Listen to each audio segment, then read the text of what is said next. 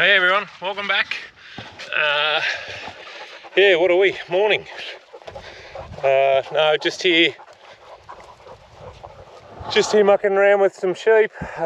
Just getting organised for shearing next week. Just mixing a couple of mobs together to walk home to the home place. Yeah, we've got electrician out at the moment. He's changing some lights in the shearing shed and putting a couple of power points in that. Here, Baz, come out of it. Yeah, putting a couple of power points in for the shearing gear and changing a bit of other stuff. Tony's still working on the shed, and he's floating around. He's just a little bit of fencing, and there's a few fire breaks and that sort of stuff to rake and get organised. So warming up again. No sort of sign of rain. It's pretty dry actually. We're going to start and... Baz, come out of it. Come here. Super keen dog. Yeah, no sort of sign of rain. We're going to start and pre-water a bit of country maybe next week if we can get organised. And yeah, sort of want to start and get a bit of feed in the ground as soon as we can. If the autumn's going to be dry, you know, we want to try and build a bit of a feed bank for lambing and that sort of stuff, although we're only, what are we, a month off lambing. So anyway, these are the dry ewes that haven't got a lamb on board. Yeah, so just a couple here that are fly struck actually that I spotted the other day. So just gonna treat them, and then we'll move them over across the lucerne here and box them in with the mob of singles. These are all the boys put an ear tag in their ears, so just to identify that they're dry ewes, haven't got a lamb on board. There's a few late lambs here that we need to pull out as well, and we'll sell them. Those other lambs that we hooked the other day that went direct to works, I think on the last video, they came out about $204. We actually had 20 that were overweight, and it was like $7, if I can get it out, $7.60 up to 30 kgs dressed. We actually had 14 or 15 that dressed out at 36 kgs, so they take 60 cents a kilo off you. So I mean, those few still came out at $250 odd, but yeah, across the board we've averaged I think 27.6 or 27.8 kgs dressed across the 170 odd. Yeah, so anyway, it is what it is. It's still over $200 a head, which is in the current market, as I've spoken about before. The sheep job's got a real gut's ache at the moment, so the current market, it's still good money. But yeah, it's good to have them gone out of the road. So anyway, we'll get these few fly struck ones treated and get them out with the rest. I've showed you guys this before, those that have been watching on from the get-go, with the fly strike. So how it sort of starts, they get a bit of stain around their bum just from weeing and pooing and that sort of stuff, and then the fly, just with that bit of moisture, the fly comes in and starts and lays eggs. Eggs turn into maggots, and then, you know, the sheep, it's a perfect residence for maggots. So basically they just work their way under the wool, and the sheep ends up with blood poisoning and dies. So it's a pretty cruel way to go. Hello, Barry. Yeah, so it's a pretty cruel way to die, but can you know, go from this that's not too bad at the moment to, you know, the sheep could be dead tomorrow or the next day. So it moves pretty quickly. So we've just got a liquid here that we mix up, that's, you know, 100 ml to 5 litres of water or something, and I'll just spray, you know, cover that area with this stuff, and that kills the maggots and gives the sheep a bit of protection. So look, the sooner, you know, they are starting to get a bit of stain around their backside, so the sooner we can get these guys shorn. Because we're shearing twice a year, we don't crutch generally. So yeah, sooner we can get these girls. As soon as we can get these girls, there's another one just there, you can see I'll catch. Sooner we can get them shorn, yeah, you know, the sooner they'll get a bit of protection, because there's not that wool to camp in. So we've got about 60 mil of wool, I suppose, there, which is good. That's sort of what what our wool guys telling us the spinners are chasing. So anyway, we'll get them treated and get them out.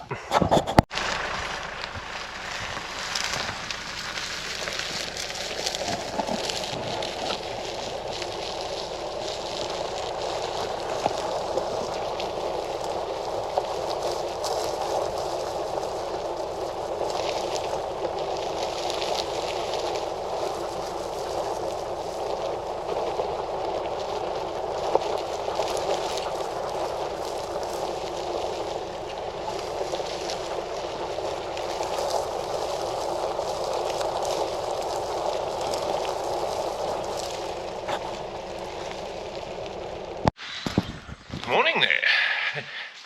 So we're getting to the pointy end of the shearing shed job. So had the electrician out yesterday. In the past, when we've had the press in here, the wool press in here, we've just ran leads across the floor. So we've just got a couple of drop down power points for the wool presses. We've got we're shares in a wool press, and then the contractor generally brings one as well. So just a bit of a safety issue, gets those leads up off the ground, and then we swapped out the high bay lights for some of the LEDs, and then get them on.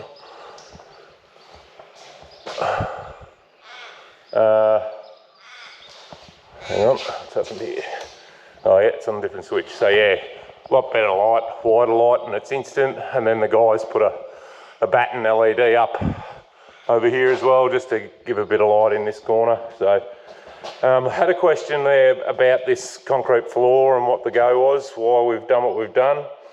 There's about 300 mil of fall between the floor of this shed and the floor of the workshop, and we were sort of trying to work out what we were going to do. So what we've done is we've just built that little retaining wall, and we've just concreted to it. And then you'll see here, we've just put this wall up here yesterday to enclose that in. And yeah, we've just got a little walkway here. This will have a door on it that we can lock up, so we can lock the shed up because we've got a bit of valuable stuff in here. And then yeah, Tony's got to yesterday and built a bloody good set of steps actually. They're rippers, so then you can just walk up the board here.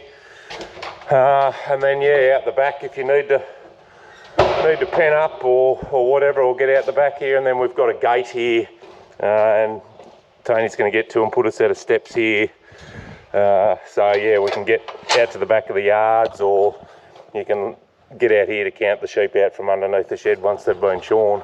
So yeah, no, it's all coming up really well. When apart from the steps and a few other bits and pieces, it's about finished. So we got a bit of downpipe up there yesterday. We're going to put a sliding door in here, so we can open this door, just open it up and let a bit of airflow and a bit more light in. But yeah, it's all come together really well. So yeah, fingers crossed it works. It should work. But yeah, shearing about 4 or 5. Well, next week. It'll be Friday today, so yeah, shearing next week. So so the guys Brendan's just going to come out and rake a bit of hay this morning, and then he's having the afternoon off. And yeah, Tony's going to chip away here today, and we're actually heading away for the weekend with the van with some friends, which will be good. So yeah, fun and games. Morning. Yeah, it's after the weekend now. What are we, Monday? Yeah, the weekend away, which was pretty awesome. Caught up with some friends and plenty of laughs, and had a water ski, which was it's usually about my yearly water ski, which is good. So yeah, anyway, we're back up.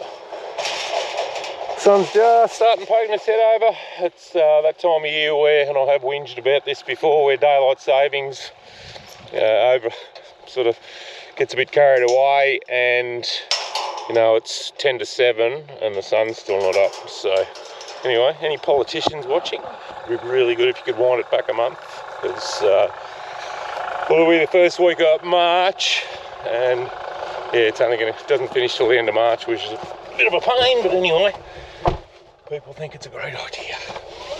Now, seatbelt on.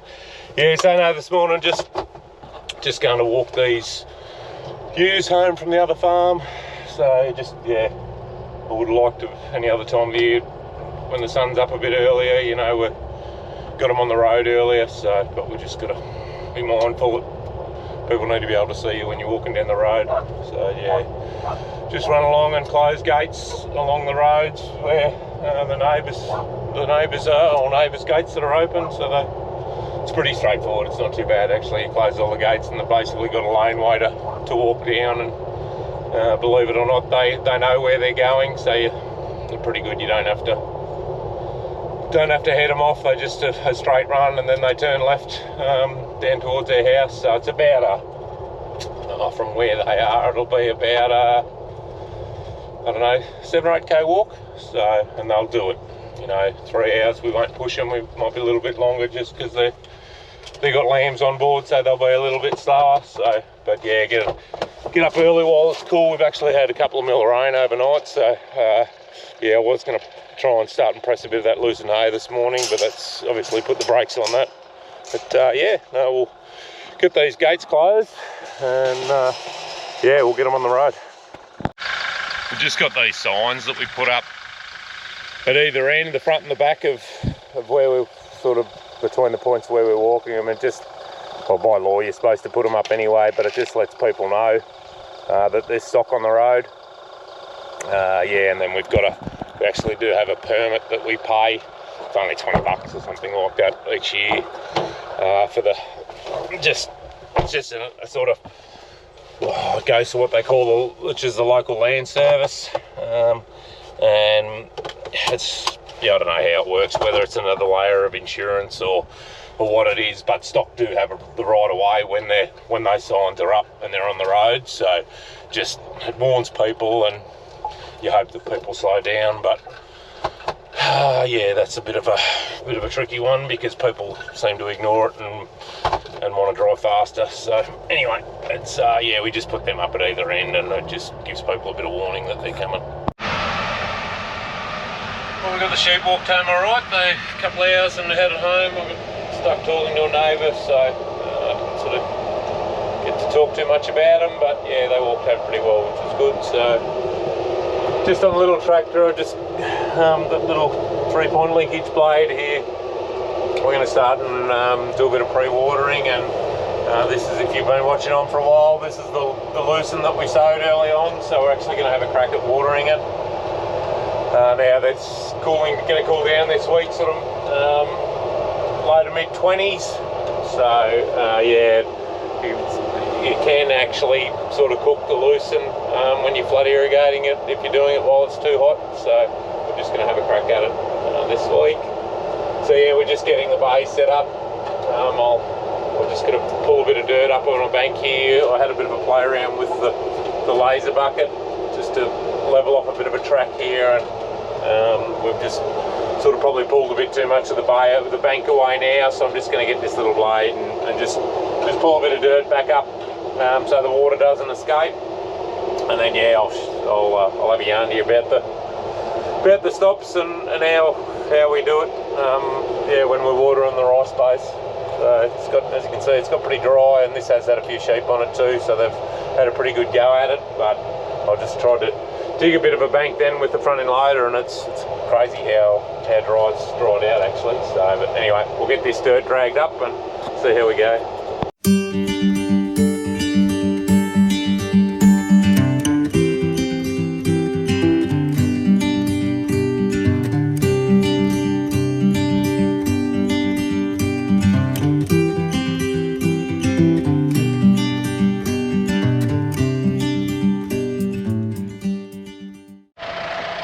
Okie dokie, so what we've got is these little concrete structures. There's one here and there's one at the other end of the bay, or other end of that bank there. These bays are pretty flat. Probably, I couldn't actually give you a grade without looking, you know, 1 metre in 1,000 metres, something like that. It might even be flatter than that. So when we're growing rice, essentially we just fill these bays up, and we've got timber boards in here, and we control the water level with these timber boards. So At the moment we've got it blocked right up because I want to fill this right up, and what we'll do is we'll fill it right up with water, and then I've got a little, what we call a water baby, and it's got we just sit it at the high point in the bay so that all the bay's underwater, and then it sends me a text message to say that it's underwater and that essentially the bay's watered, and then we'll come down and we'll pull these boards out and let all the water go into the next section. It's pretty, for rice, it's obviously set up for rice, but for flood irrigating it's really good because it doesn't matter, you know, I don't have to generally get up in the middle of the night to change the water. With our traditional, and you'll get to see that because we're going to pre-water everything. With our normal flood irrigation, we shut it off before the end of the bay so that it, you know, we don't have water wastage. And yeah, when it just like we've got to then have to pump the water, recycle the water to use it again. So whereas here, you know, we can fill these bays up and then just let them go. It doesn't sort of matter if the bay gets a bit fuller or whatever overnight. So it's actually not a bad way to irrigate. So in a couple of the bays that aren't real good, we're actually, I was just talking to a guy then, we're going to get some ryegrass and clover seed, and whether it's tomorrow or Wednesday, we're just going to scratch a bit of ryegrass in just to bulk a bit of feed up. On a couple of the other video earlier on, I was talking about what we call Bathurst burrs, and here's the prickly little prick here now. So what they've got is a real sharp thorn on them, and then they're just starting to get fruit. So, oh, shit. That little burr there, I was going to try and pull one off and show you without getting pricked, which I just did. So that little burr, he just sticks in the wall, your socks, and they end up getting carted around everywhere. So they've got no nutritional value for anything at all. So yeah, anyway, so we've got a bit of a bank up down there, just fix that up a bit. I'm going to give the track a bit of a grade now while I'm here. Yeah, but we might finish this one up, and then yeah, we'll fire another one up with the flood irrigating yeah, the bays, and just show you what the go is.